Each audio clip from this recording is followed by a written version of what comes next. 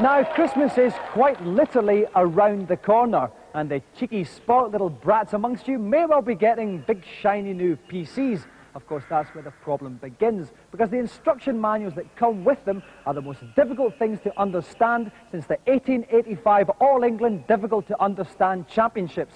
That's why we've called today's event PC Impossible.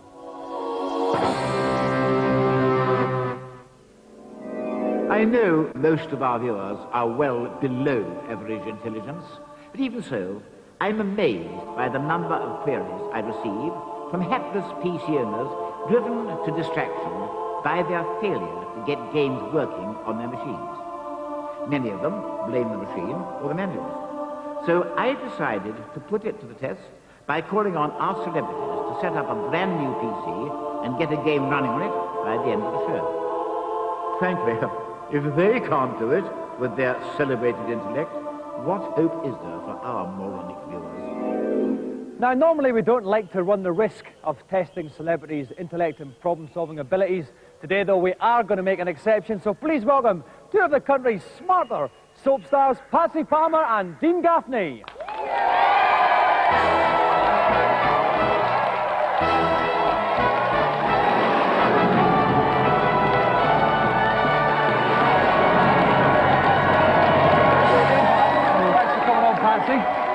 Now, Dean, your character in EastEnders, Robbie, basically bad lad, bit of a delinquent.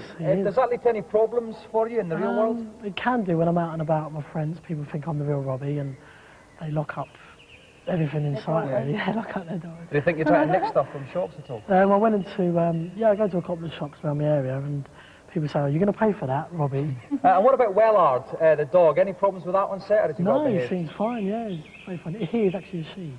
Oh, it's a she? I beg your pardon, I've never actually looked that closely, actually. We haven't had that particular camera angle on EastEnders yet. Patsy, I've never made any secret of the fact. I find you ravishingly attractive. I quite fancy you.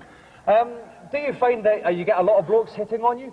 Perhaps not in quite such a charming way as myself, but no, not really. Why not? I don't know. Do you wear that dress when you go out? I like it. Sometimes. It's nice. How many curtains did it take to put that one together there? And finally for you, Patsy, you have been involved with many blokes in EastEnders, your character. Yeah. I mean, who's the nicest? David Wicks, I think. Okay, doesn't particularly do it. Very handsome. But he's a very handsome bloke. And obviously this is quite an intellectually demanding challenge. You've got to get your PCs together and get the game running. Do you feel confident, Dean? Kind of. Uh-huh. Kind of. Not quite convincing me, No, not really, no. I don't. And Patsy, you're not confident? No. At all? Okay, well, we better get cracking as soon as we can, and if you'd like to follow me down to the playing area, we'll get ready to start.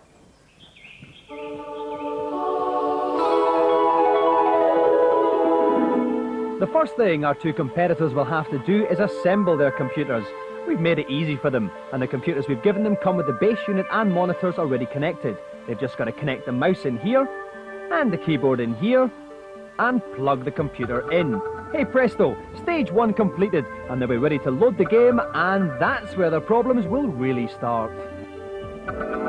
Okay, so Dean and Patsy, these are your PCs, this is the game, we need you to get them all up and running. I would ask you at this point, could you put on those lovely gold earmuffs, because we will be divulging certain information throughout the show, and we wouldn't want you to hear it, because that would be cheating, and cheats never prosper. Remember that at home, kids. Okay then, if you'd like to get started then, if you can hear me under the earmuffs, 3, 2, 1, off you go. Now from now till the end of the show then to get the PC up and running and get MechWarrior 2 to work.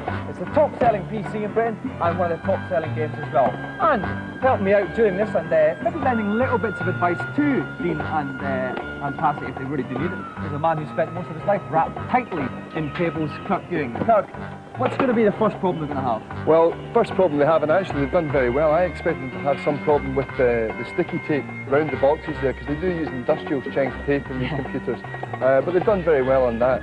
I would say follow the instructions, use your wits, and pray to the twin gods of Intel and Bill Gates for some inspiration there. Okay, Dean's spitting around the back here just now. He's slightly ahead at this point in time. It's too heavy. Kirk, would you like to step in and give Patsy a little hand there? No problem. As well as being a large, hairy man, Kirk is also very, very strong. The strength of 10 oxen. Thank you very much, Kirk. Okay then, before Kirk Ewing exerts himself a little bit too much, we're going to leave Patsy and Dean there and take a look at today's reviews. Okay, so far Patsy Palmer and Dean Gaffney are doing quite well. They've both got power on. Who actually got power on first, Kirk? Dean actually got power on first, but after a bit of just sort of basically forcing any cable into any hole at the back, he realised that something was not happening with his keyboard, so he switched the computer off and he's restarted it again. Patsy did extremely well, seems to get everything plugged up, but somehow Patsy hasn't made it into Windows, which is a bit of a disappointment, whereas Dean is full-on Windows heavy. Okay, this is obviously stuff that everyone goes through whenever they buy a PC. Have you yourself been through these problems? I've been down these routes many times, and quite frankly, it's a pain in the posterior. Yeah. Okay, then at the moment, if we look at Patsy's awash with manuals and everything. This is the only tips we have given them for this. Of course, we've given them the manuals, but trying to understand them, of course, is an entirely different matter. So we're going to leave them cracking at this, and we're going to take a short break. Coming up, we're going to see if they're going to finally manage to get this game loaded before the end of the show. All this coming up after the break.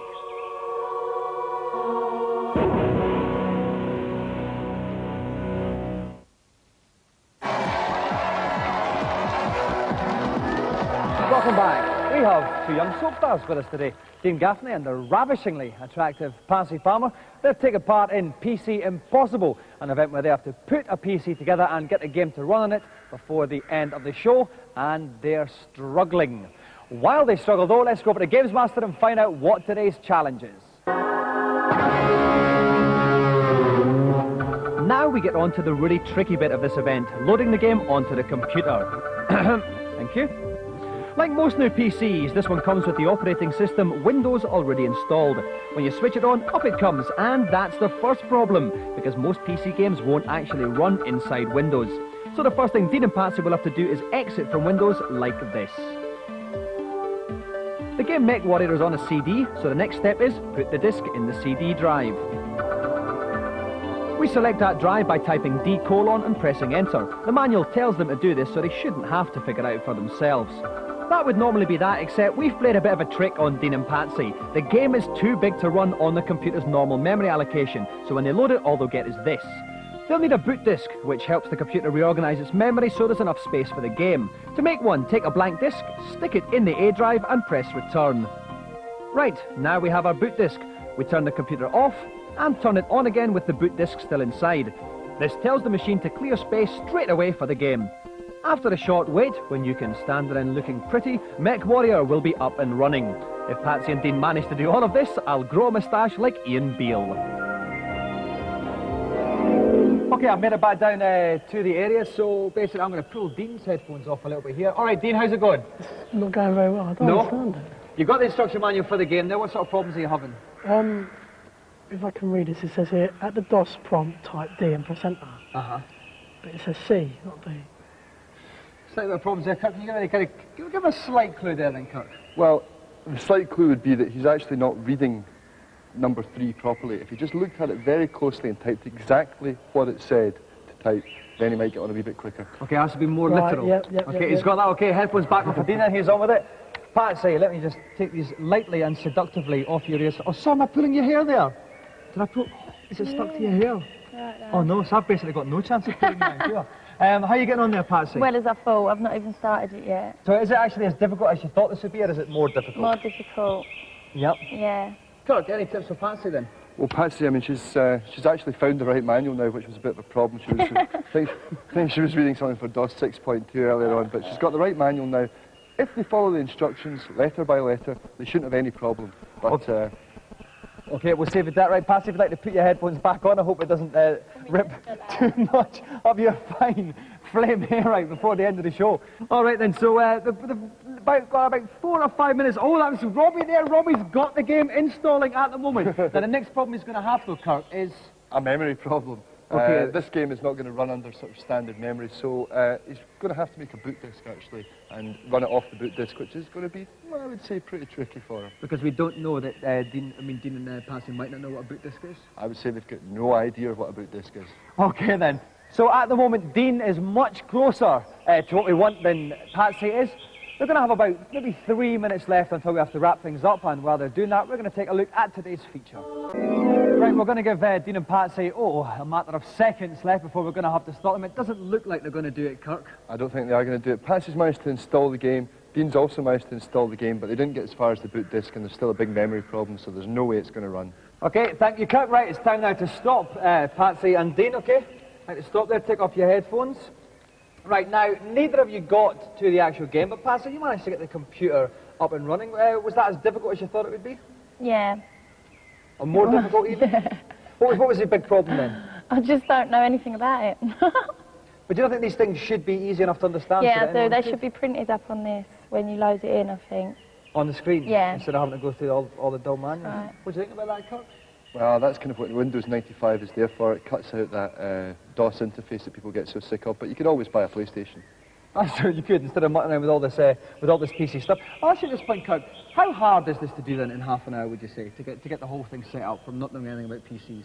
Well, I would say, I mean, it's not Mensa hard, but it's obviously too hard for Dean and Patsy. Okay, fair enough.